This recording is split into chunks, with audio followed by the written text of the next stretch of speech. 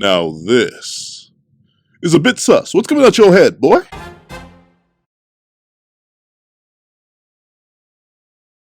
Thank you to our $5 patrons, Strawbones, Red Wolf 4765, Midnight Gemlord, and Argoon 555. Now, before we come to this breakdown / review of chapter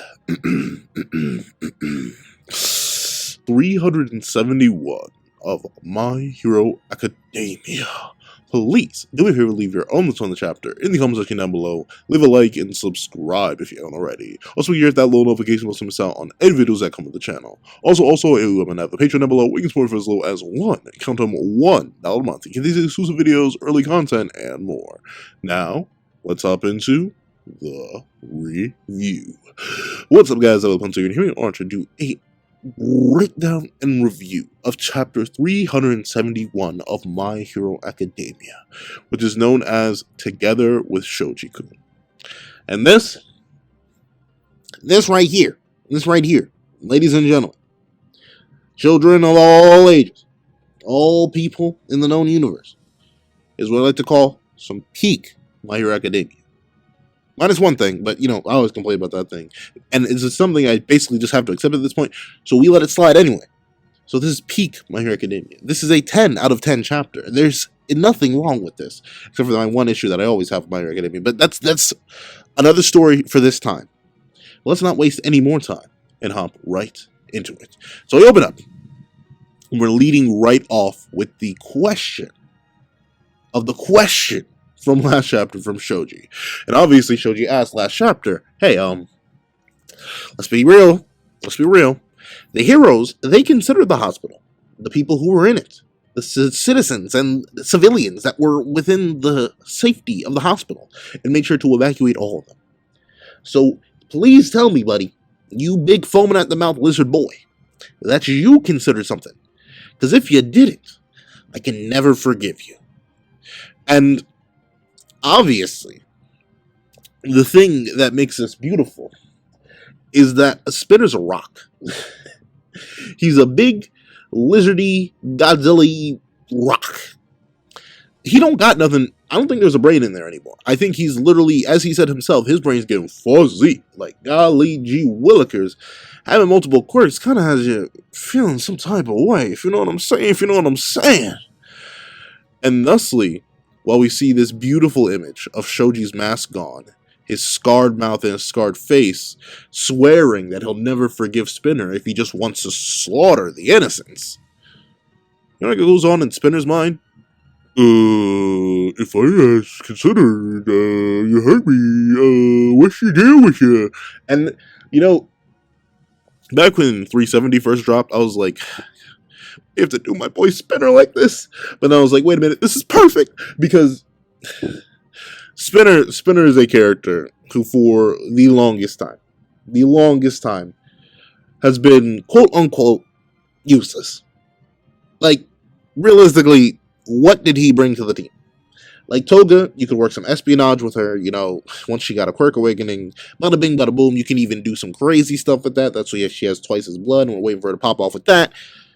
Two, you have Dabi, big old fiery boy. Like, that's just natural, lots of power. Don't be like that sometimes. You had Shigaraki, more like Sugar Glocky, because he could literally just absolutely annihilate the entire block and like everything in the whole vicinity. Obviously, you don't need to question Shigaraki's power. Magna got one tap.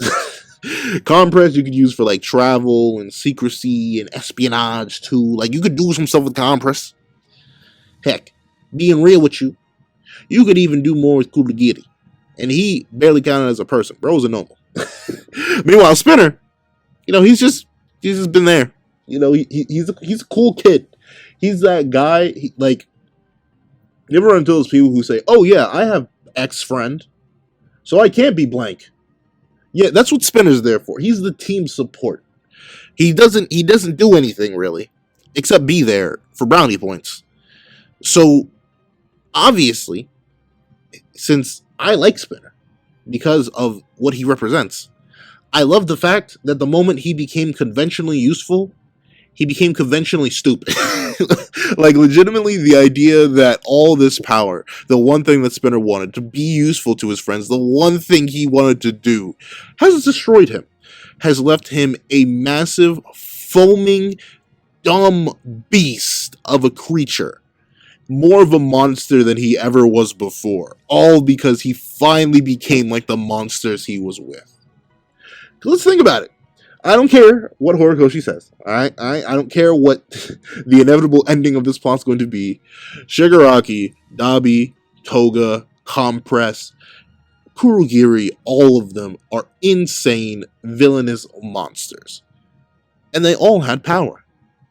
So, of course, once you get power, you become an insane, dumb, villainous monster. And I think Shoji, going up against that, the sheer embodiment of what this monster is, what this power is beautiful. Because now, all the accusations that Spinner got, oh, you're nothing but a beast, a monster, an animal, a criminal, impure, disgusting, are now valid. Why? Because he abandoned who he was to become something he wasn't. Sure, Spinner is their symbol, but now he is literally just a symbol. A walking, barely talking construct for others to force their ideals upon. Spinner himself? He's still just there. But now, he's not just there watching consciously. He's there watching from the shackles of the power within his own body. And when you think about it, it's terrifying, right? Like, I was an athlete, no longer. But I do remember getting into moments where I felt like, to steal a Blue Lock term, I hit flow. Like I was in a runner's high or something like that. Like I was at what I would have considered peak performance. Like my body was buzzing. Like I literally couldn't feel my fingertips, my toes. I was starting to lose feeling in my legs. Like I felt like, yes, I'm running so fast and so hard that I am definitely going to collapse at the end of this race. And admittedly, at moments like that, it almost felt like you were losing yourself, because you are yourself. Like your body, your flesh, your blood, all that is you. So imagine that you are there in that moment, but that moment is stretched out for eternity. And not only that, you don't get to enjoy the experience of this high, this power, this different state you're in.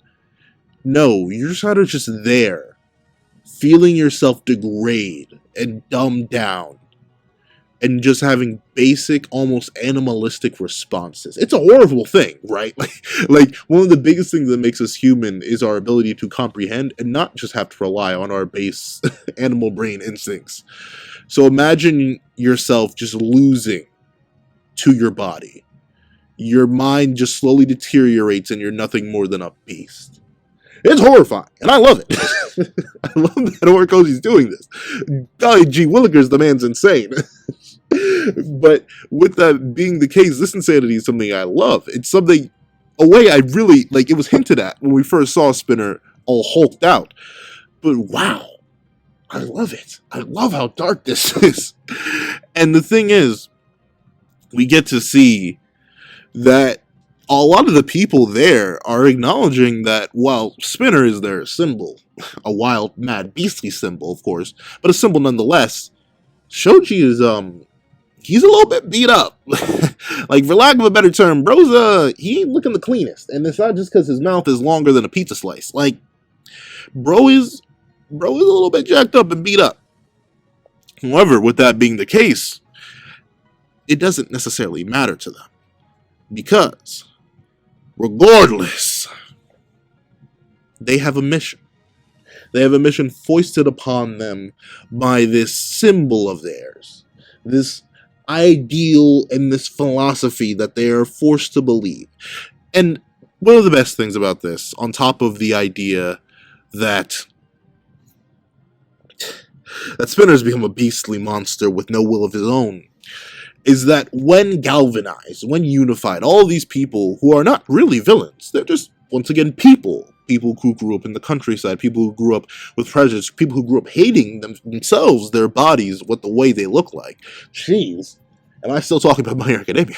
But the people who are so galvanized and immersed in this ideal, they just continue to fall further and further into what they were claimed to be. Monsters, beasts, not caring about the innocents, not caring about other civilians, simply becoming the things that they always said they weren't. They're just screaming and repeating what they were told. You got it. We'll follow you. We'll take Kurogiri back, right? Please preach them the justice you speak of. And it's crazy to think, because these people, they're still conscious. They don't have multiple quirks causing them to have a literal brain meltdown. They aren't literally going brain dead as we speak.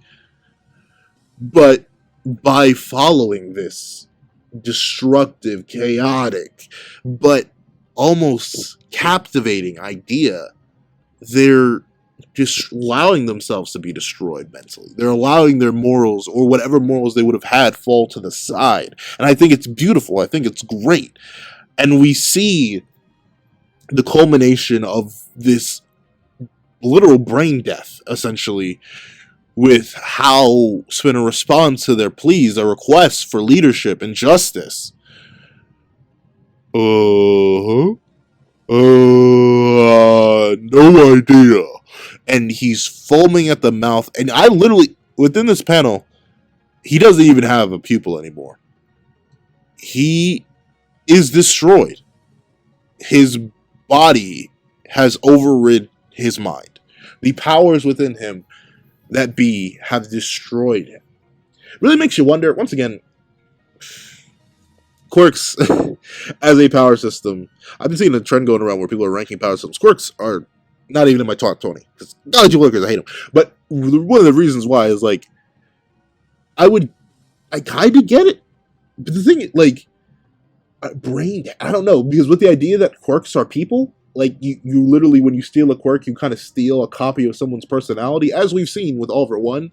Like, I feel like Spinner shouldn't be becoming brain dead. He should have another version of himself be like, or not another version, but like one of the people in him that made him this powerful be overriding him. Like, he should have multiple personality disorder. He shouldn't have no personality. But once again, I'll just take it as what I initially thought happened with Nomu's, that when you give people multiple quirks, like, they just kind of go crazy. So I'll take it as that. And I love the effect. Like, even with Spinner just having, no idea. He's once again, he's gone. Bro is not there. He took the walk to Poland. If you, I'm sorry, but like, legitimately, he's not there at all. And people are like, wait a minute, what's going on? No idea. Like, wait a second. It's the same people that have used Spinner before that continue to use Spinner again. A man from the heavens says, listen up. He means people have no idea how much we've suffered. Onwards we go. Imagine being like, is what, like, Horikoshi's writing fluctuates, right? Because to this day, if you were to come up to me and be like, hey, Pencil Man, who is your favorite character from New Gen?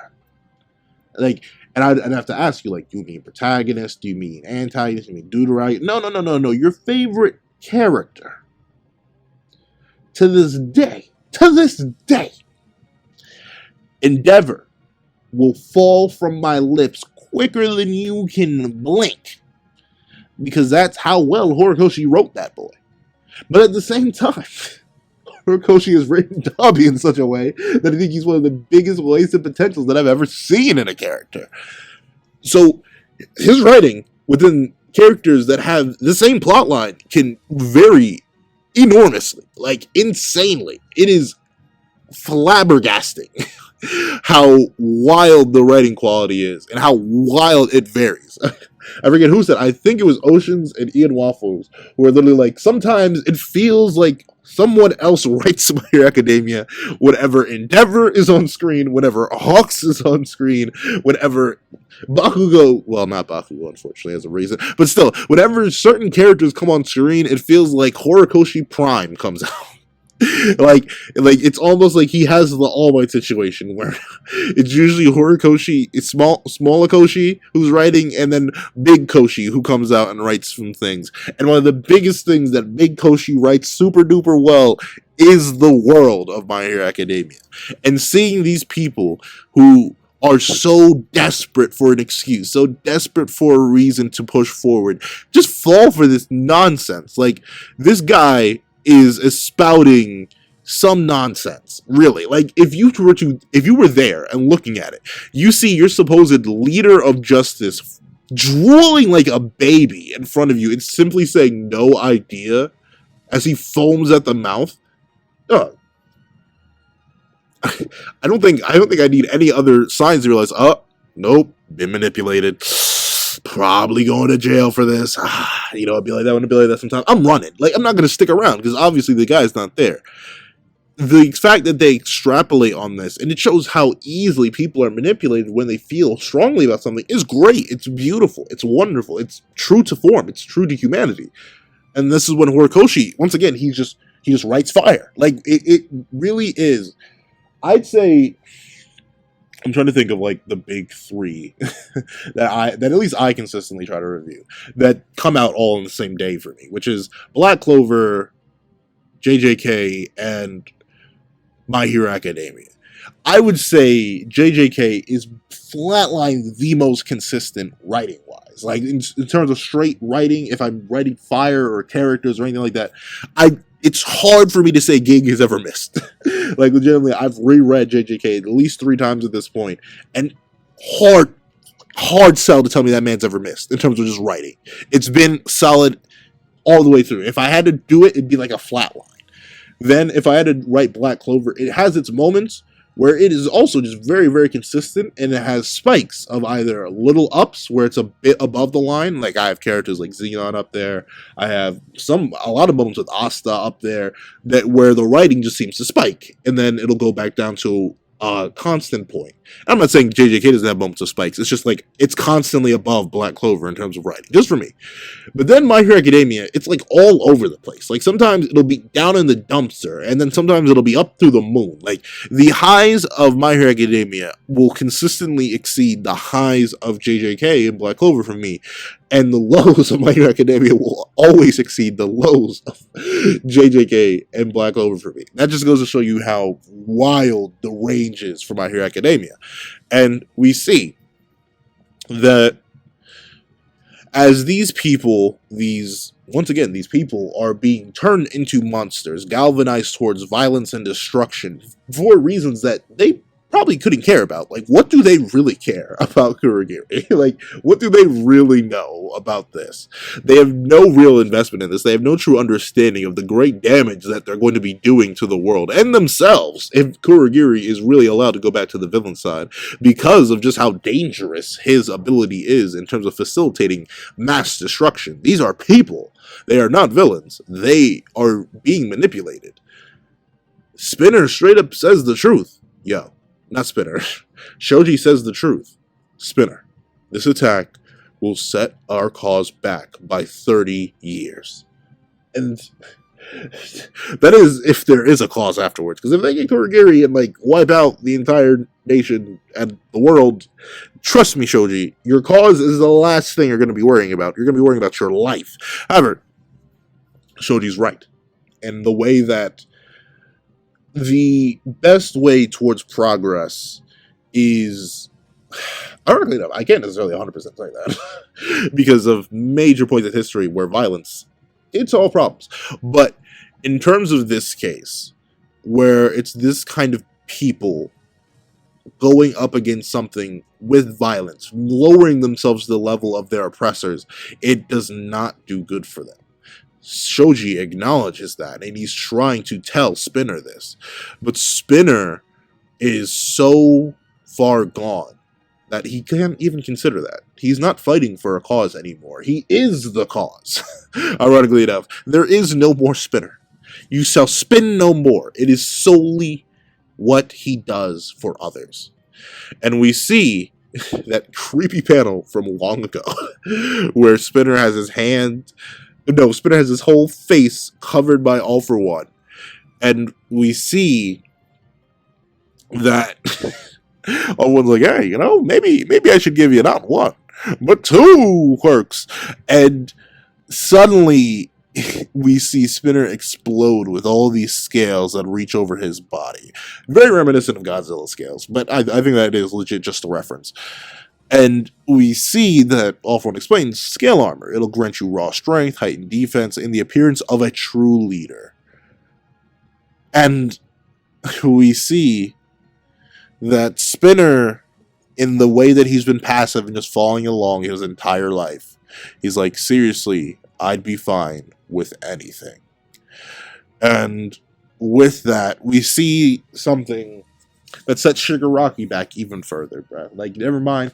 I thought he was top New Gen antagonist until he got literally body napped by All For One. Nah, he played League. We got to get him back. I'm kidding. I have friends who play League, and I respect them a lot. That game is too complicated for me. I'm very bad. But still, we see that this whole idea of Spinner being willing to take anything, being fine with anything, is once again sort of the embodiment of his character as a whole. He was happy with anything. Shigaraki was never a functioning adult.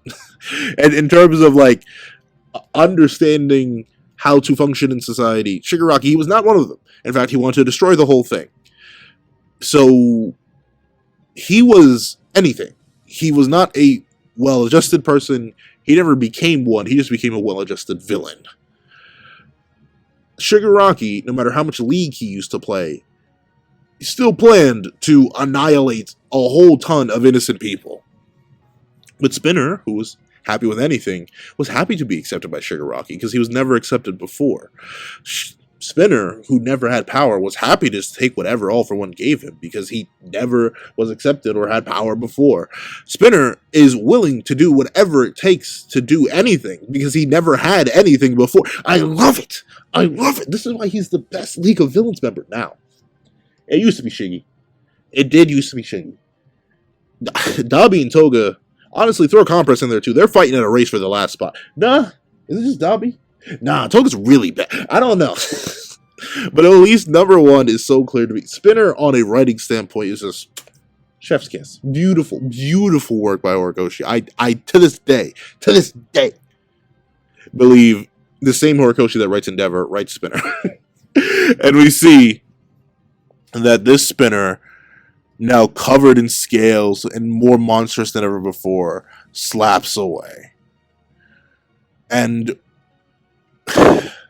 it's crazy to see this mad beast just say, all good, press forward. He just truly is nothing but a machine built for destruction. And you see it as he tears through the flesh of a child.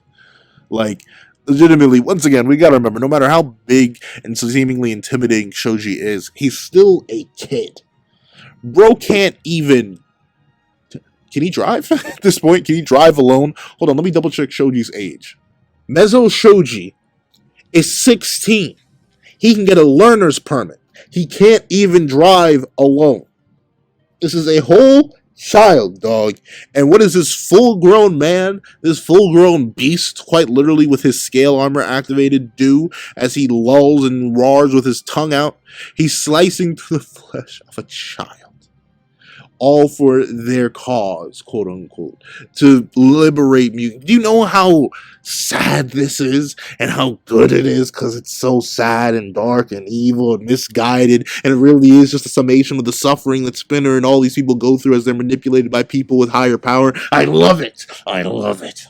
Horikoshi, keep writing peak. Don't ever cut back to Shigaraki versus Midoriya. I don't care. So end that off screen. Is that wild for me to end that off screen? I don't need to see it. I really don't. I really don't.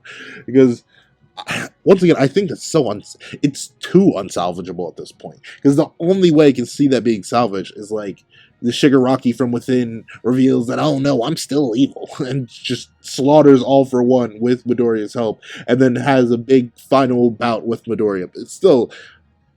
I still have so many problems with that. Another video. But still, here... Now, beautiful. I love it. And the best thing about Spinner's new form is that he doesn't even have eyes. Like, he literally can't even see the future he's supposedly guiding for. He's just a monstrous beast, a symbol of destruction and monstrousness. Beautiful. I love it. I love it. And we see Shoji torn apart, trying to heal. And Koda worried for his friend, his boy.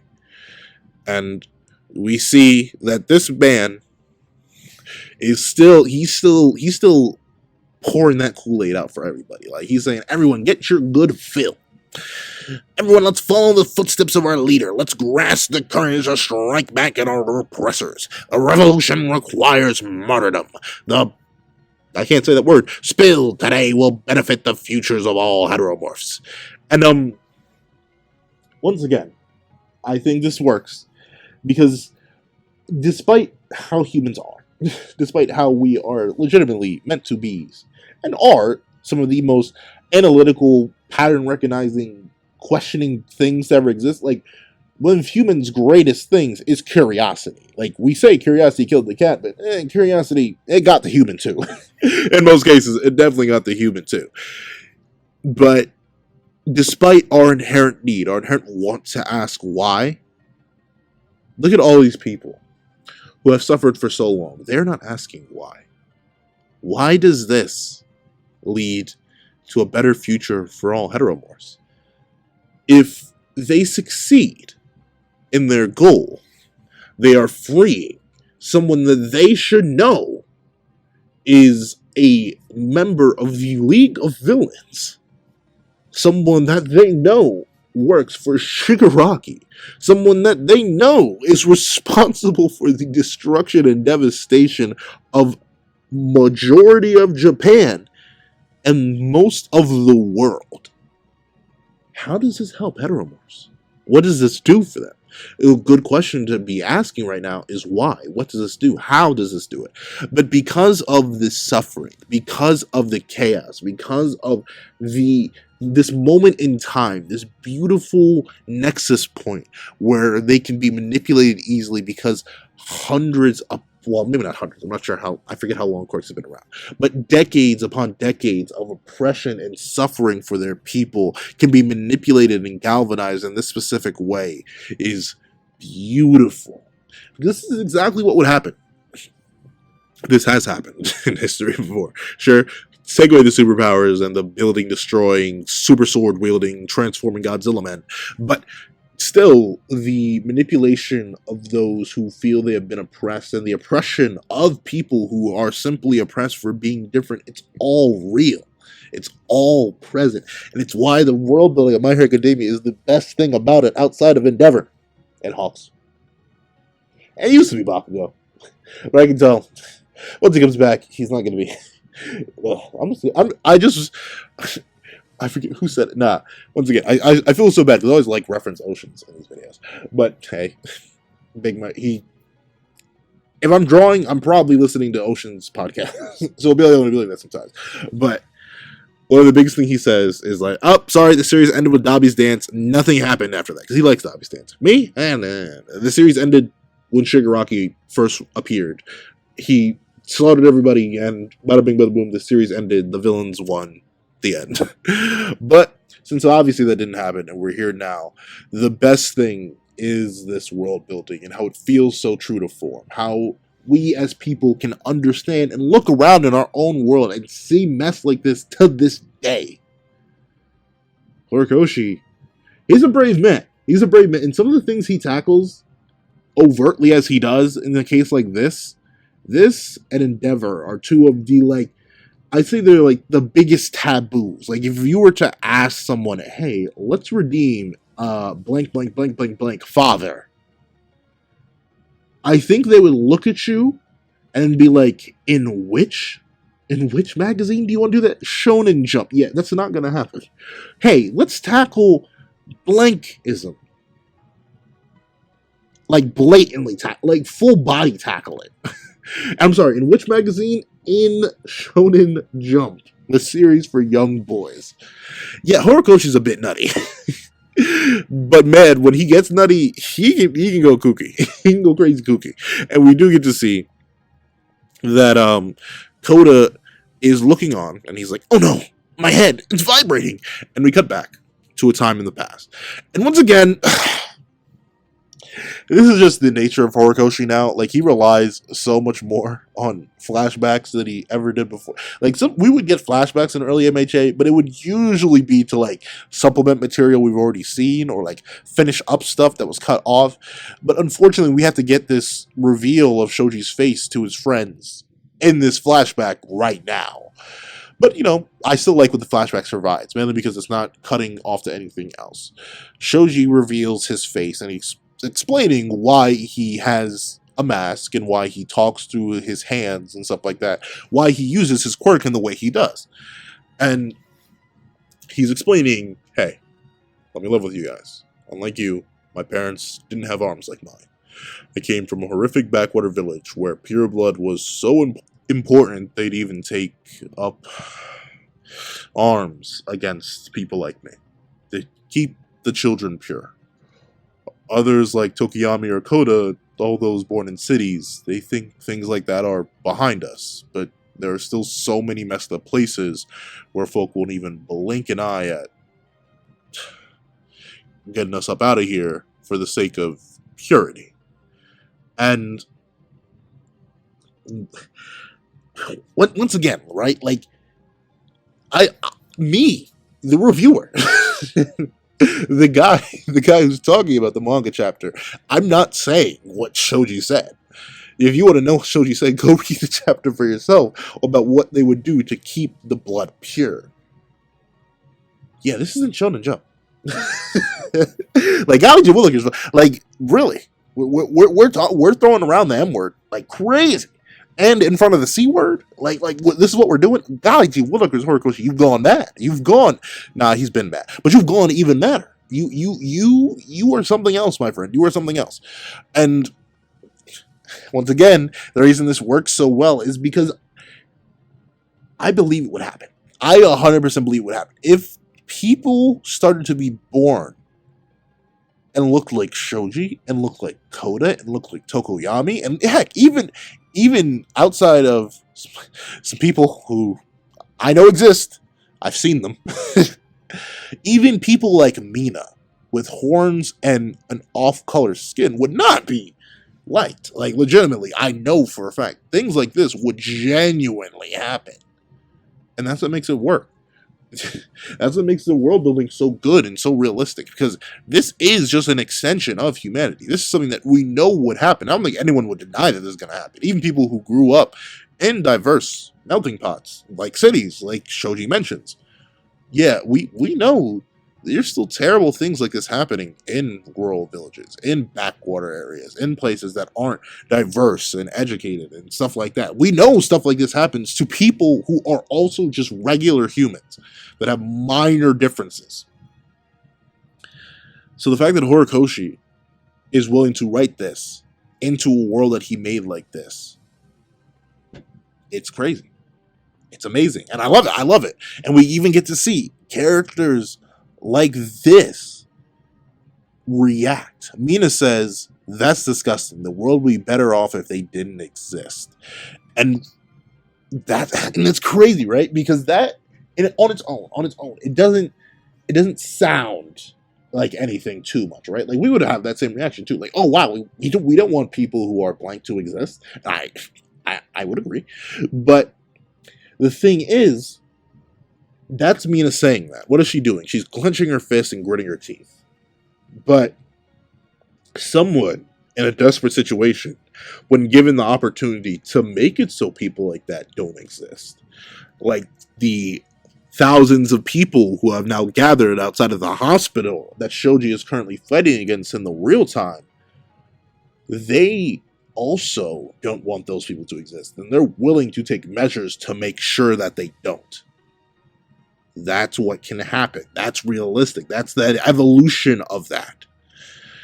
And we see that Shoji, once again, he's even, man, he's the perfect paragon. I'll give him credit. Shoji, I don't talk about him much, but reflecting on it, he's been a bro. He's been a G for a while now. But he says, that's all well and good, but prejudice would still exist. Regardless of these people who are so desperate for purity that they would attack people, Even people who just insult others would still exist. And it's true. It's far. It's like, bruh.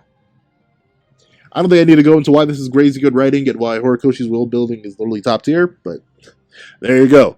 And we even have characters acknowledge it. Mineta brings up the fact that I didn't even remember. He says, I called you an octopus. We have a flashback within a flashback.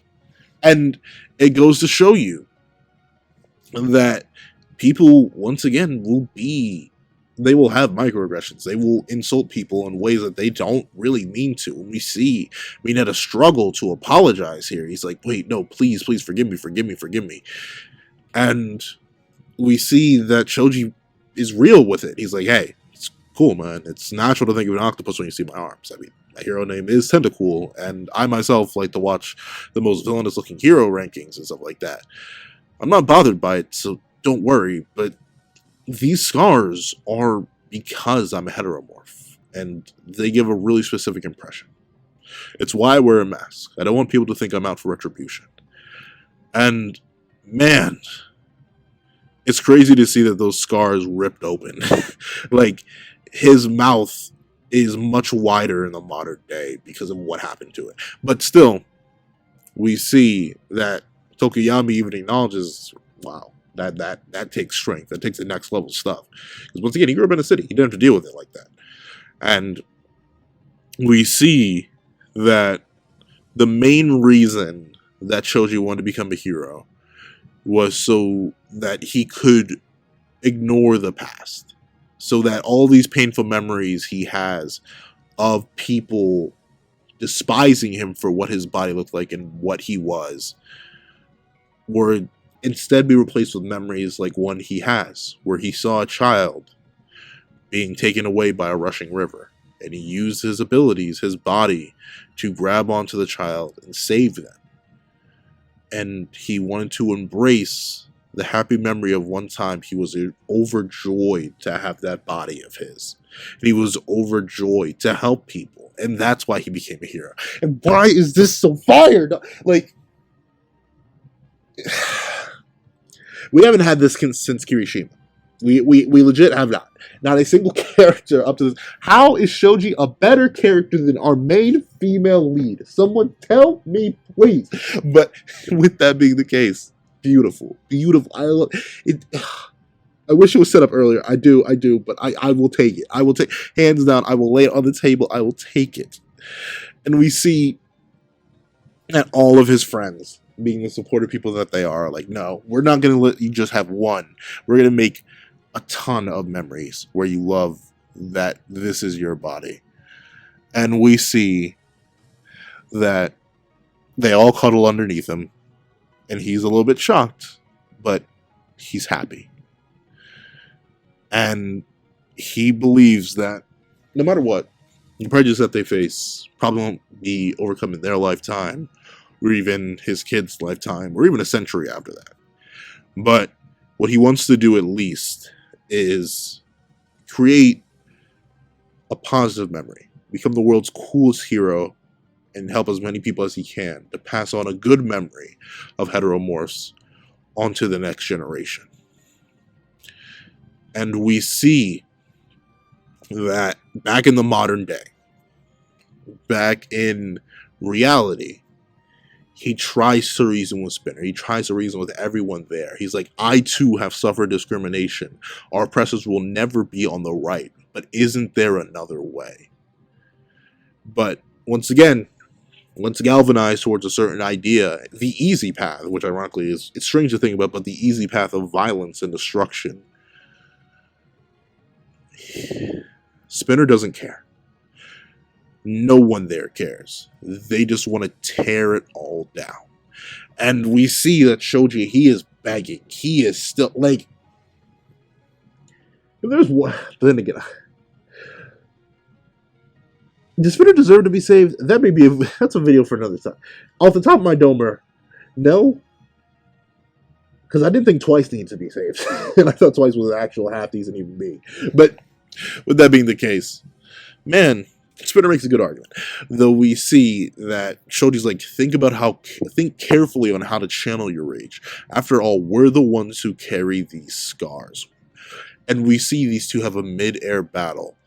And this clash of ideals, the clash of symbols, if you will, causes the mouthpiece to really rev it up. He's like, if such an argument was enough, we wouldn't have gathered so many. You don't give us concrete alternatives, you're just showing your bloated ego. It just shows how you've been domesticated by the, in quotation marks, humans. You lost your fighting will. And it's interesting, right? Because in a way, to a crazed rioter at the time, what the guys say, it makes sense. Like, he's just saying, all Shoji's asking them to do is stop the violence right now. He's asking them, yo, there is another way, right? Like, we don't have to do it this way. But since he, in the moment, in the heat of battle, can't give a concrete alternative, he can't give, like, communication, education, because that's mainly what Shoji wants. He wants to really just spread the truth about people like themselves. But he can't say that because in their minds they've tried that. They've tried the nice way. And thusly violence is their only answer. And of course, capitalizing on the idea of violence is the best way that they find that they can do this. And we see that the tentacle man, it's not tentacle, the crab man played the wrong game. Because he laughed at Shoji. And now Koda, with this weird new spike coming out of his head, Quirk awakening, whatever. Quirk awakenings happen. That's my one and only issue with the chapter, but Quirks will always awaken. It's just a thing now. So he demands that he does not laugh at Shoji, and we see as